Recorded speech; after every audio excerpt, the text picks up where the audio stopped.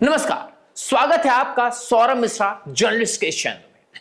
चुनाव की बिसात तकरीबन सारी पार्टियां बिछा चुकी हैं और इलेक्शन कमीशन कभी भी सन 2024 की इलेक्शन नोटिफिकेशन जारी कर सकता है। यानी 2024 का चुनाव कब होगा, किन तारीख में होगा, कितने चरणों में होगा, ये इलेक्शन कमीशन दे सकता है।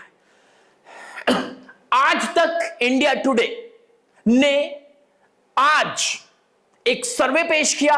वो सर्वे आपको देखना चाहिए, इसका विश्लेषण आपको देखना चाहिए। हम आपको बता दें, दरअसल मैं ज्यादा समय ना लेते हुए मैं सीधा चलता हूं, इसको आपको कुछ स्टेट वाइज दिखा देता हूं, लेकिन आपसे अनुरोध है कि आप इस वीडियो को अधिक से अधिक शेयर करें। चलिए साहब, बात करते हैं सबसे पहले किन किन बातों पर जो है बात हुई। ये जो माफ कीजिएगा अगर आपको ब्लर आ रहा होगा तो मैं कोशिश करूंगा इसको सही करूं, अन्यथा आपको इस तरह से ही कॉम्प्रोमाइज करना पड़ेगा। खैर कोई नहीं, देखते हैं। अगर आपके कैमरे पर, मैं चाहता हूं कैमरा पर्सन एक बार बता दे कि क्या ये क्लियरिटी आ रही है। तो अगर चुनाव हुए तो किसको कितनी सीट, मध्य प्रदेश की बात हो रही है। मध्य प्रदेश में कुल सीटें हैं 29 और बीजेपी गठबंधन को मिल रही हैं 27 सीटें। बहुत महत्वपूर्ण, यानी पूरा मध्य प्रदेश क्लीन स्वीप। दूसरे पर कांग्रेस 2 सीटें।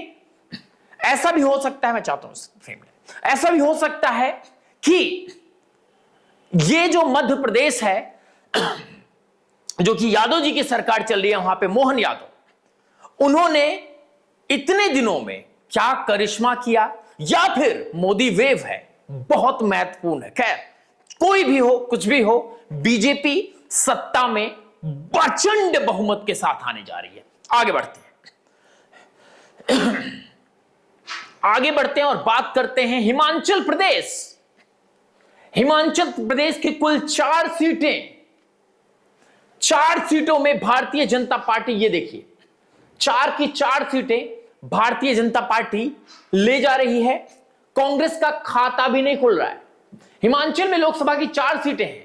इंडिया टुडे के मूड ऑफ द नेशन के मुताबिक बीजेपी की सभी सीटों पर जीत मिलती दिख रही है। हिमाचल में कांग्रेस की सरकार है, उसके बावजूद हिमाचल में पार्टी का कोई भी सीट मिलता नहीं दिख रहा है। अगर वोट शेयर की बात करें तो बीजेपी को 60%, मैं चाहता हूं फ्रेम मिला है, अगर वोट शेयर की बात करें तो बीजेपी को 60% और कांग्रेस को 29% वोट शेयर मिल रहे हैं, जबकि 11% वोट अन्य के खाते में जा रहे हैं।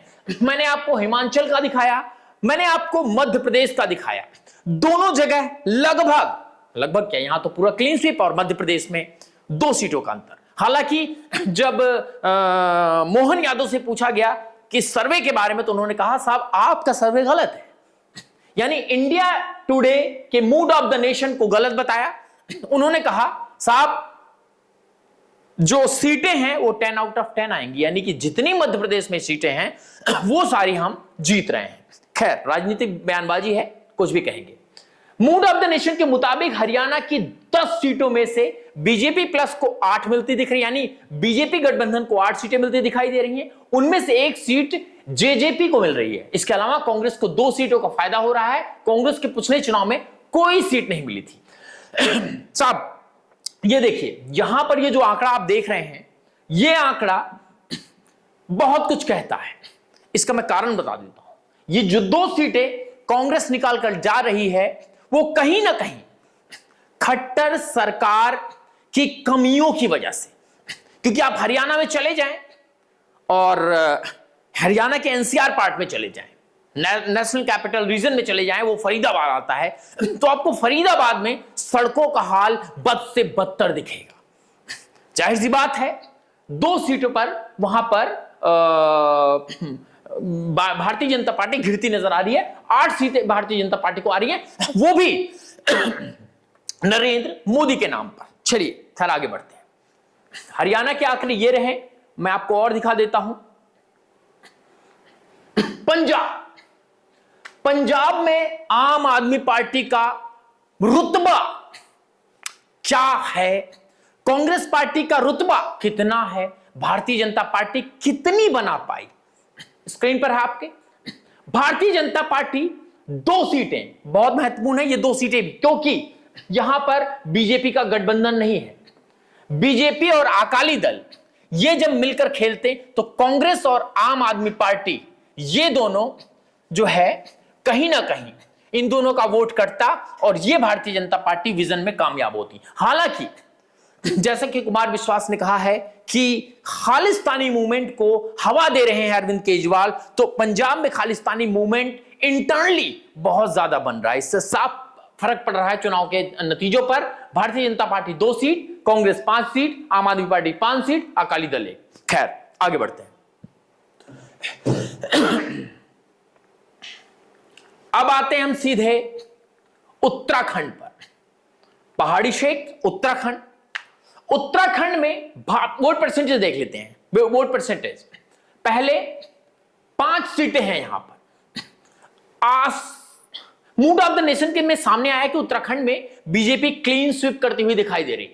यहां लोकसभा की 5 सीटें हैं जिन पर बीजेपी जीतती हुई दिखाई दे रही है। इसके अलावा बीजेपी का वोट शेयर 58.6% मिलता दिख रहा है, जबकि कांग्रेस 0 पर सिमटती दिख रही है। उसका वोट शेयर करीबन 32% दिख रहा है। 32.1 और 9.3 अन्य को जा रहा है।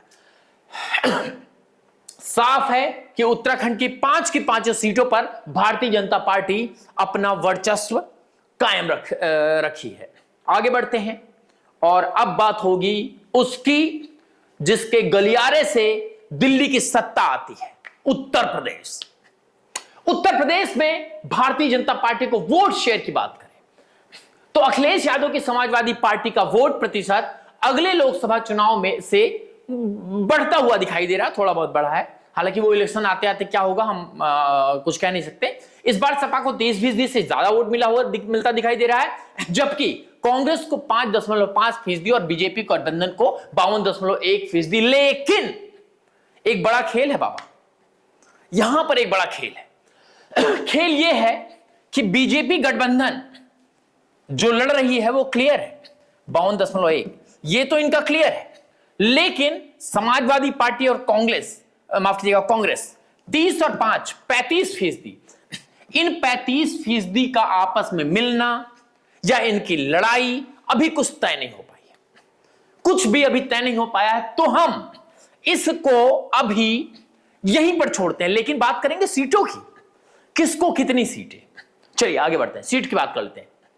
यूपी के डिप्टी सीएम केशव प्रसाद मौर्य ने इंडिया टुडे और सी वोटर के सर्वे में कहा कि इस बार 80 से कम ना ज्यादा, मतलब पार्टी भाजपा कह रही है 80 से कम नहीं लेंगे। बस आप मंदिर बनवाएं, रामलला हम आएंगे, मंदिर वहीं बनाएंगे, तारीख नहीं बताएंगे।